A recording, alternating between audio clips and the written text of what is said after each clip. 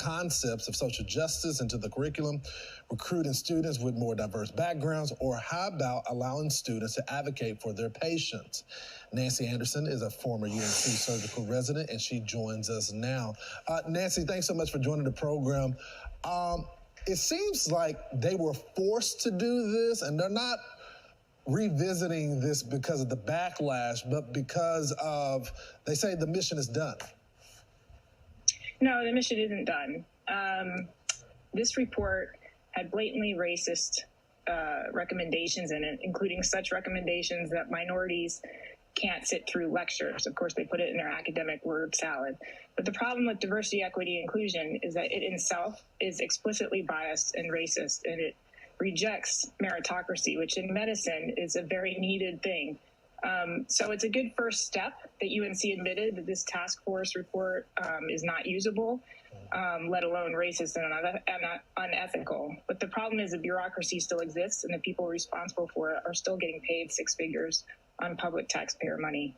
You know, Nancy, how did we get so far here? I thought the goal was, you know, Nancy, if I have my credentials, you have your credentials, and we duke it out, and the best candidate wins the job.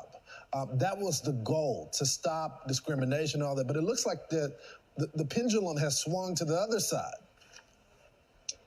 It has swung too far, and activists have taken over medical positions, and they're running the show at these public institutions. And the problem with medicine is that hospital systems are taking over. It's harder for private practices to compete with the reimbursements we have now. So doctors join hospital systems and then have to go along by the rules set with the bureaucrats in those systems.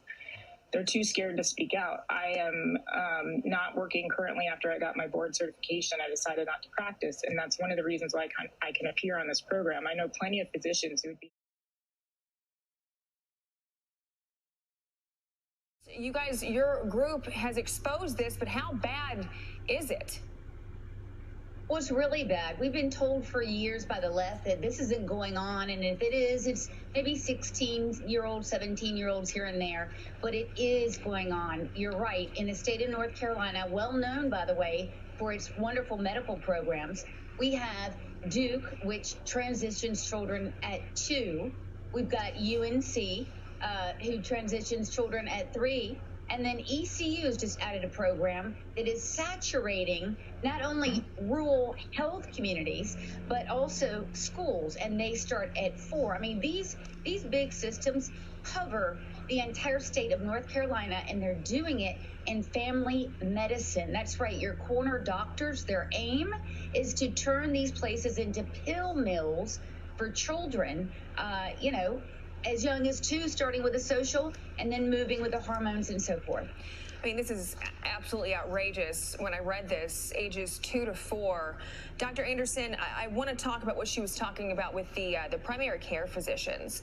So does this mean that ultimately the parents have to take their kids in to do this? I mean, they're 2 and 4. It's not like they're driving there.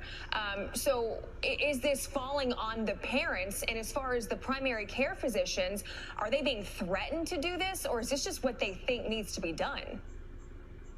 No, medicine has become an activist entity. There are activists that are now physicians and medical providers who have radical progressive ideologies, who have no problem with socially transitioning 2, 3, 4-year-olds in gender-affirming care. And just to clarify, these institutions are very specific about the mode of treatment as gender-affirming care, which means that this is a pathway, a highway that you can't get off of. As soon as the child thinks or pretends they might be a different sex, then that must be affirmed. And no questions asked lest you be labeled a transphobe.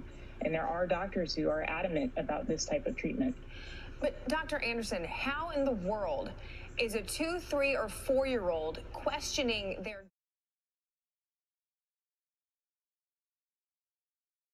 What explains this tsunami of anti-Semitism on the American campuses? I admit to you that it takes me by surprise. It is very surprising, and I think if there's a silver lining out of this whole dark period in recent American history, is that the rank and file American is as shocked as you are. They're looking around and saying, where did this hate come from? But underneath this, we have seen, if you can imagine an iceberg, what has been brewing underneath for more than 20 years is CRT, critical race theory, and DEI. And it has really come to a head in the last 3 years. And what it does is it really, on the surface, it pits each race class against one another. So white males have been the target, straight white males, Christians, and Jews are especially the target of all of this hate. And so we have seen, also immigration policies have brought this on. When Obama came into power, his policies went pretty aggressively to recruiting those from terror-stricken nations who are trained and kind of bred to hate Jews from a very young age. So I think it's a combination of those two things, and now we're seeing the very dangerous effect of those. During a protest, and I believe this is maybe 4 or 5 days after the second worst massacre of Jews in one day. Yeah. What does this flag mean? Well, I mean, it says it, Intifada, and the Intifada is what we know. It happened, the first Intifada and the second Intifada, when Palestinians, they were fighting Israel and trying to incite violence against Israel. One more, they did it twice, and it was huge. So many people died, so many people got killed, and so many things happened. And again, if you see the map, the whole map, they want the whole land. And this is the problem. People who are doing this, they are not looking for justice. Justice is being fair to everybody. You have to be fair. You have to say things. What are we going to do with the 7 million Jews who live in Israel? If you take the land, let's say we agree, you take the whole land. What are you going to do with them? And what's going to happen to them? This is a real problem. People are not thinking. Okay, you get the land. Hamas get the land. They will rule that place. What are they going to do to people? If Hamas did kill their own people, they killed Palestinians, they dragged the members of Fatah in the streets on motorcycles, they hanged people on light poles, like what happened just a few days ago. They hanged 2 people. Their own people. I want to interject. Yeah. I mean, if you are Palestinian and you are caught sharing your land or buying your land from a Jew or selling your land to somebody Jewish or having dinner or whatever, they will kill you. Yeah. There is no interfaith conversations there, because if they catch you doing that, you are dead. Yes, and also if they accuse you, just accuse you. There is no due process.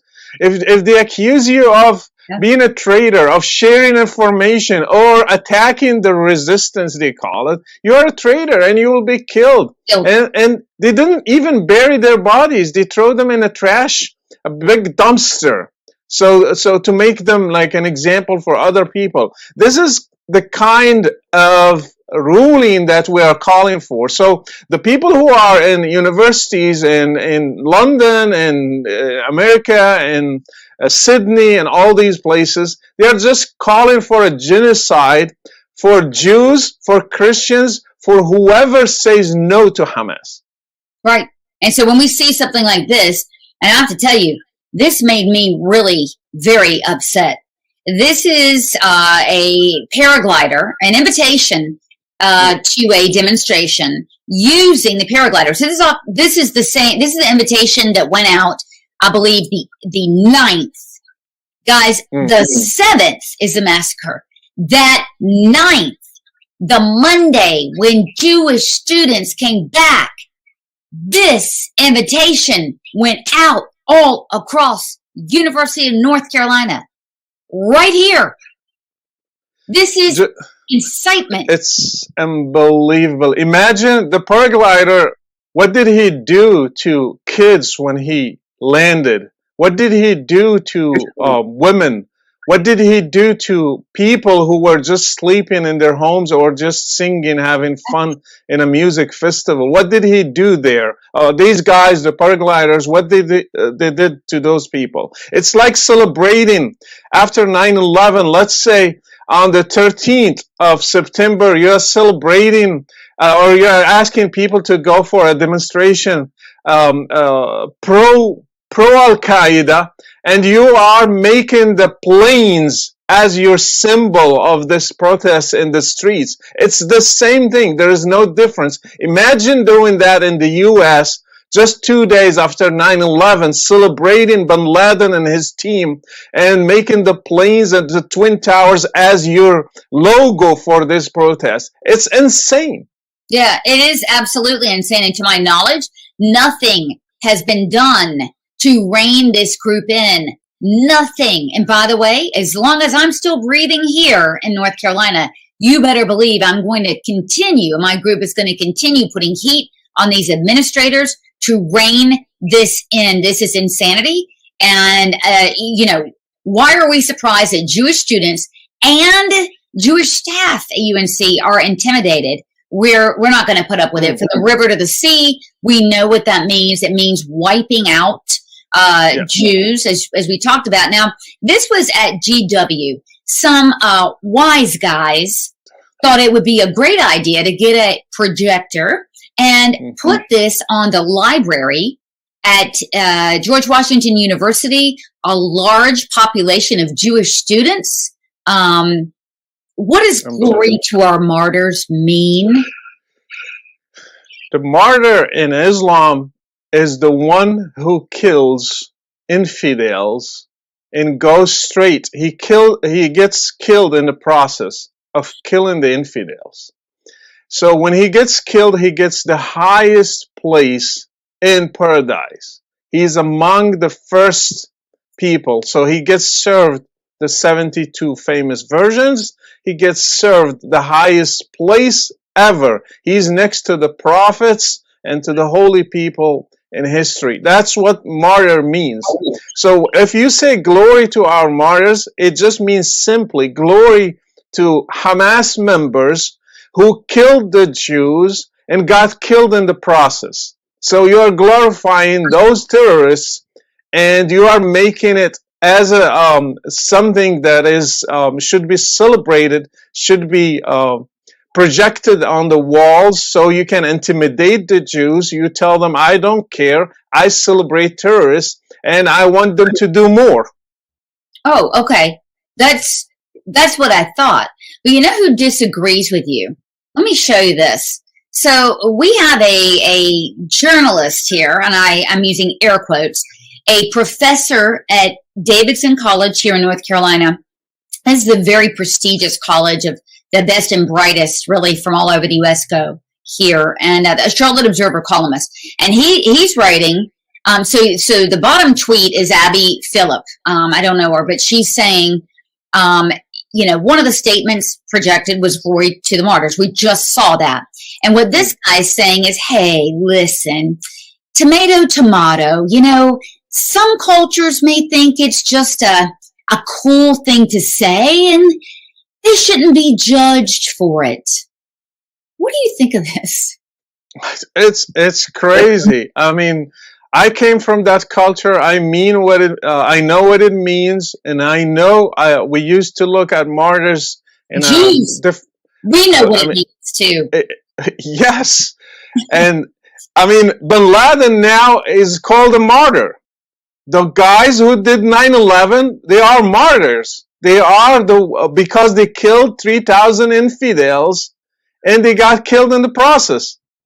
And Al-Qaeda leaders, Ayman al-Zawahiri, al-Zarqawi, the ISIS members are martyrs. So if you say glory to all of those, you are glorifying terrorism. Glorifying terrorism is not okay. So this guy, Ike Bailey, he thinks that supporting terrorism, I mean, this, by the way, this wasn't a comment. It wasn't a passing thing. This was a doggone billboard. And the purpose, as you said, was to intimidate Jewish students. he thinks it's no big deal. He is, these are my words, a disgrace. This is an embarrassment. He is everything that is wrong with academia right now, and some attitudes about terrorism. If I was a student at that college, and I see even me, not just a Jewish student, I see that projected on the wall, I will not attend that college next day because I will be afraid to lose my life. If you are glorifying martyrs, means you are encouraging somebody to kill me and gets killed in the process, and he has the highest place in paradise. So this is not okay. Right, because it includes you too, because you're an infidel. Heck, I mean, it especially includes Christians who, object to jihad, I would imagine. And this is another one. And what I'm talking about now is the attitude of this professor and his fellow travelers who think, and what he's saying here is, Liz Wolfe down on the bottom is saying, wow, this is absolutely abhorrent. There are people at Harvard, students at Harvard, intimidating Jews, and high schools intimidating Jews and teachers. And he's saying, hey, they're not intimidating someone. Maybe they just don't like the fact that Israel's committing war crimes and genocide. Isn't there other alternatives to use? Language, our vocab doesn't have anything to just, for example, if you oppose war, you don't have any other sentences to do that. You run out of words. The only thing that you have is glory to our martyrs. No, words have meanings. And words have meanings, and when you use them, you are purposely using them to get some meaning there. So if they said Israel should stop the war, we call for ceasefire. That's another thing. But glory for our martyrs, give me a break. It means what it means. Yeah, and he knows that. Look, this is a journalist who he chooses his words very well, etc. Sloan, you started the show talking about Harvard and your X on your shirt, and I think the rot in Harvard's been evident over years. If you look at the propaganda they're spewing out and what they're spewing out, and the headline was, oh, they're going to remove the president, who just meant that she went to be a tenured. She lost her title. She's still a tenured professor. Her pay didn't go down. Nothing changed. Is there any saving an institution like Harvard? Or is it just too far gone? I'm not smart enough to know. And I mean that. We have UNC. So we're fighting UNC as well because, and it's no irony that both UNC and Harvard fought like hell to discriminate. Supreme Court just came down in August. So when they get sued, and they're going to be sued, that's going to come up is that, look, you took it to the mat about discriminating. Yes, you did. And so now you're going to do what's called constructively discharging Jewish students and others out of the school. Is there any saving it? Again, I've heard people way smarter than me saying no. But what does that mean? Do you know what I mean? Like, we're in uncharted territories, and I'll put this question to you. Is there a corollary in history that we can, look at and, you know what I mean? Or an analog and see, oh, okay, this particular thing failed and then this happened. Not really. Nothing that ended well. We've seen a lot of propaganda. We've seen a lot of programming of mass populations. We've seen a lot of demonization, between Jews, and it was MAGA before that. Like, none of that stuff ends well.